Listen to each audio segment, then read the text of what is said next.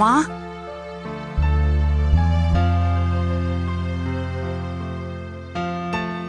তোমরা কখন গেছো বলো তো? আসছোই না। আমি বারবার ভাবছি কি হলো কি হলো। হ্যাঁ গো, মুনিয়া ভালো আছে তো? কেমন আছে মুনিয়া? এই তো আমি। ও বাবা, তুমি এসে গেছো? আরে কি হলো দিদি ভাই, এসে গেছো? আমাদের কথা মনে পড়লো?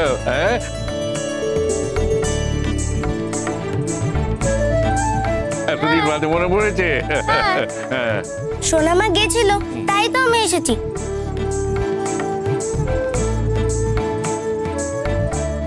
সোনামা যদি না যেত তাহলে আমি তো আসতামই না।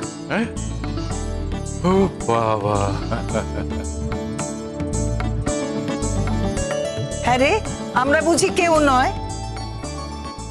সোনামাই সব না? সোনামা গেছে তাই এলি, সোনামা না গেলে আসতিস না। না মা, তুমি একটা কাজ করো, তুমি না ঠাকুরের কাছে একটা পুজো দিও।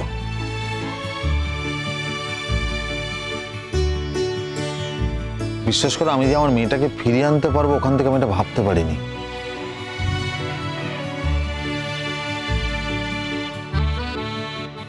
মেয়েটা যে আসবে আমি এটা সত্যি ভাবতে পারিনি মা। মানে আমি এখনো চিন্তাই করতে পারছি না। কি বলেছিলাম তোকে? ওর ওখানে না বেশি দিন ভালো লাগবে না। কিরে, আমাদের ছেড়ে ওখানে থাকতে ভালো লাগছিল?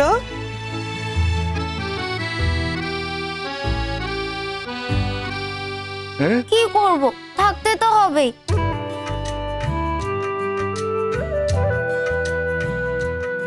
এই বাড়িতে যদি একটা নতুন বেবি আসতো তাহলে তো আমার সোনামাকে সে নিয়ে নিত, তখন আমি কি করতাম?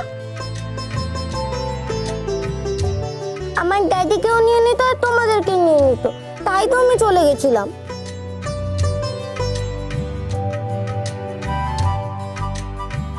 বোকা মেয়ে একটা। আচ্ছা, সোনামার উপর একটু ভরসা করতে পারলি না মুনিয়া তুই?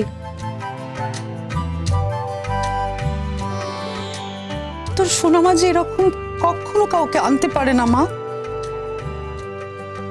আমার মুনিয়া থাকতে আমি কাউকে আনতে পারি?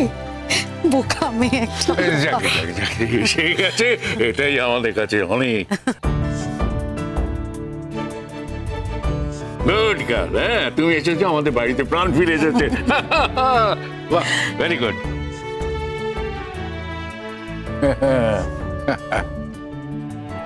বাবা, আজ আমারও খুব আনন্দের দিন। বলছি, সাথীরা কোথায়?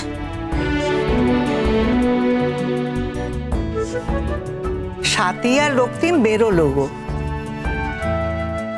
বেরোবার আগে ওরা খুব চিন্তা করছিল কি হচ্ছে ওখানে, বুঝতে পারছে না তো।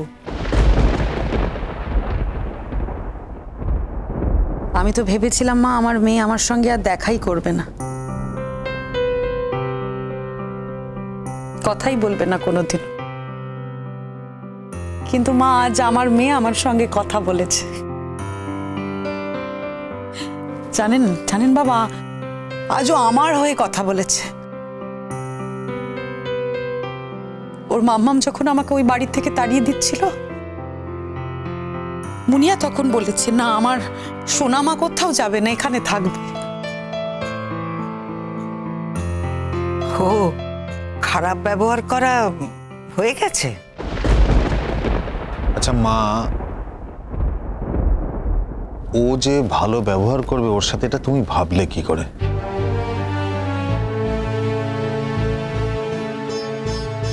বিপাশা কোনোদিন ভালো ব্যবহার করবে? দেখো, ঝামেলা কিন্তু একটা করতে পারে ভবিষ্যতে। মানে আমি ওর ঝামেলাকে যদিও পরোয়া করি না, কিন্তু মেয়েটাকে তো কাছে পেয়ে গেছি। ঝামেলা করবে? ঝামেলা করবে কেন? কিসের ঝামেলা?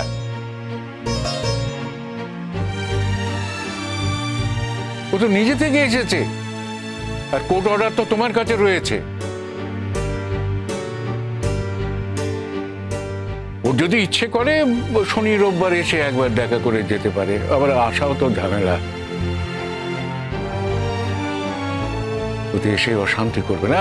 পরাগ, তুমি একটা ব্যবস্থা করো, ওই পুলিশকে গিয়ে বলো ও যখন আসবে দেখা করার ইচ্ছে হবে পুলিশের সাহায্য নিয়ে যেন আসে, তাহলে কোনো ঝামেলা হবে না। এই বয়সে এসব ঝামেলা আরাম ভোগ করতে পারছি না। তুমি কিছু চিন্তা করো না, এবার মাম্মা মেলে না, আমি মাম্মামের সঙ্গে কথাই বলবো না।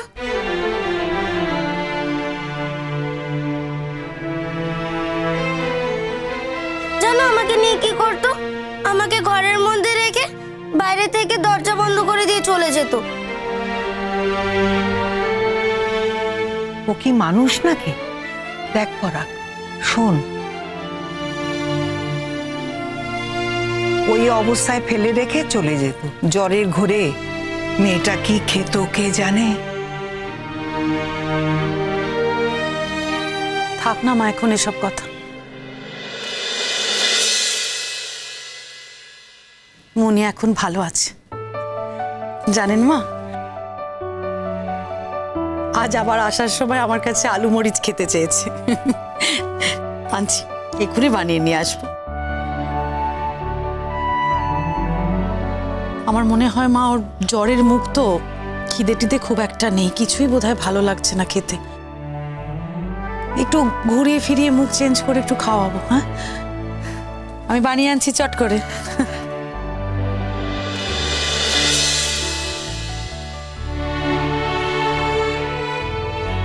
কি হলো? আরে আমি চেঞ্জ করতে যাব না।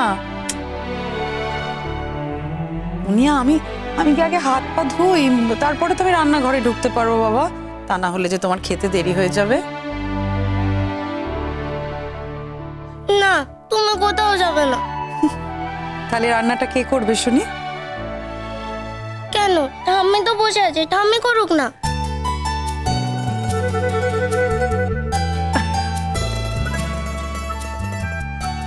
ওরে দুষ্টু, মাকে কেবল আটকে রাখতে চায় না। আর আমাদের বয়স হচ্ছে না, আমি এখন আগুন তাতে যেতে পারি? তাহলে ড্যাডি করুক। ড্যাডি মানে? আচ্ছা বলো তো, আমি পারি এসব করতে? হ্যাঁ, পারো না কেন? এখন আমার সোনামার কাছে থাকতে ইচ্ছে করছে।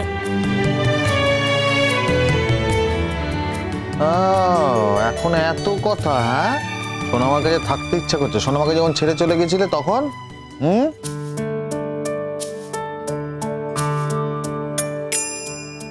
তুমি জানো সোনামা কত কান্নাকাটি করতো? সে খবর রেখেছো তুমি কোনোদিনও? জানতেই চাওনি।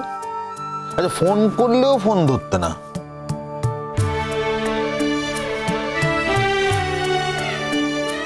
আমার মাম্মাম তো আমাকে ফোনই ধরতে দিত না, তা আমি কি করব? আর এখন তো আমি চলে এসেছি, আর কোথাও যাব না। মনে থাকবে তো? হ্যাঁ, কথা দিলে তো? দেখো, তোমাকে ছেড়ে তো তোমার সোনামাও থাকতে পারবে না, আমরাও থাকতে পারবো না, আমরা কেউই থাকতে পারবো না। তুমি তো আমাদের বাড়ির একটা মাত্র মেয়ে, রত্ন, চোখের মণি। তোমাকে ছাড়া কি আমরা থাকতে পারি, এটা তুমি বুঝতে পারো না? হ্যাঁ, ওই যে তখন আমি জানতাম যে একজন আসবে এখানে, তাই তো আমি রেগে চলে গেছিলাম। কিন্তু এখন আমি এখানেই আছি বাবা, আর কোনোদিন কোথাও যাব না।